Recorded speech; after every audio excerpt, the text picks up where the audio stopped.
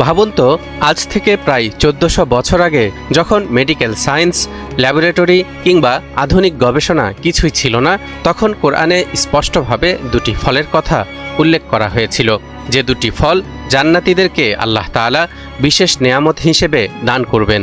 এই দুই ফল হলো খেজুর আর ডালিম। কিন্তু এত ফলমূলের মধ্যে আল্লাহ তাআলা কেন এই দুইটি ফলের কথা আলাদাভাবে উল্লেখ করেছেন? বিজ্ঞানীরা গবেষণা করে দেখলেন, এই দুটি ফল দুনিয়াতেও মানুষের জীবনকে রক্ষা করতে পারে, বিশেষ করে হার্ট অ্যাটাক ও স্ট্রোকের মতো প্রাণঘাতী রোগ থেকে।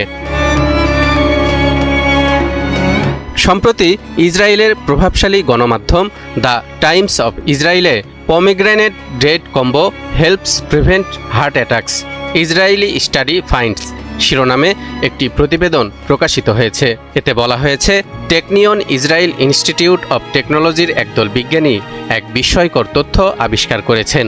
তাদের গবেষণায় উঠে এসেছে, প্রতিদিন আধা গ্লাস ডালিমের জুস এবং মাত্র 3টি করে খেজুর খেলে ধমনীতে জমে থাকা চর্বি প্রায় 28% পর্যন্ত কমে যায়।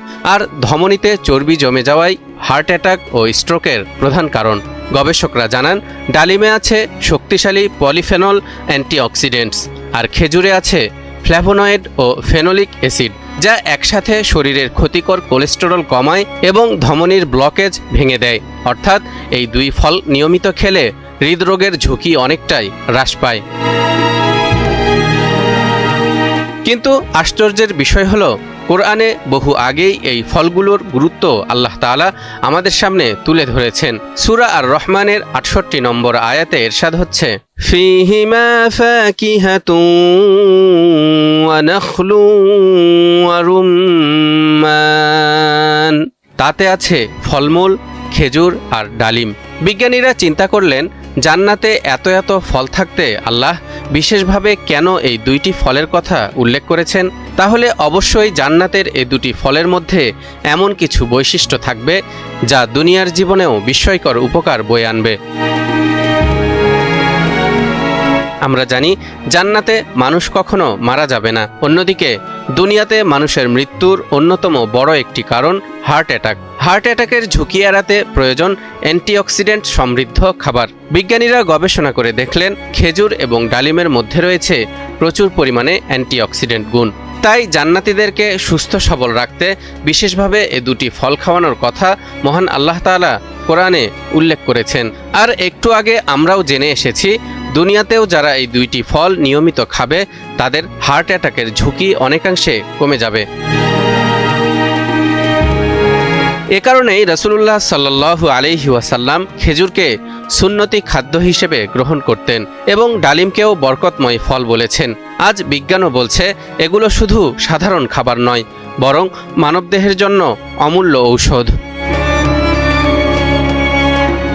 ডালিম শুধু হৃদরোগ প্রতিরোধেই সাহায্য করে না, বরং রক্তচাপ নিয়ন্ত্রণ করে, মস্তিষ্ককে সক্রিয় রাখে, এমনকি ক্যান্সার প্রতিরোধেও দারুণভাবে কার্যকরী।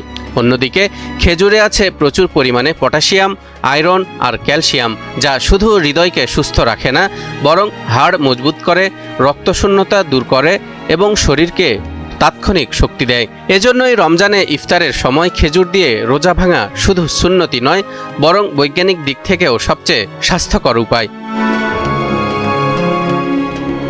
আজকের এই আবিষ্কার আমাদের আবারও মনে করিয়ে দেয়, কোরআন শুধু ধর্মীয় কিতাব নয়, বরং মানবজাতির জন্য এক চূড়ান্ত পথপ্রদর্শক। যে তথ্যগুলো বিজ্ঞানীরা শত বছর গবেষণা করার পর আবিষ্কার করছে, কোরআন তা মানুষকে জানিয়ে দিয়েছে 1400 বছর আগে। তাই আসুন আমরা কোরআনের প্রতি আমাদের আস্থা আরও দৃঢ় করি, আর সেই সঙ্গে সুন্নাহ অনুযায়ী স্বাস্থ্যকর খাবারগুলোকে জীবনের অংশ বানাই।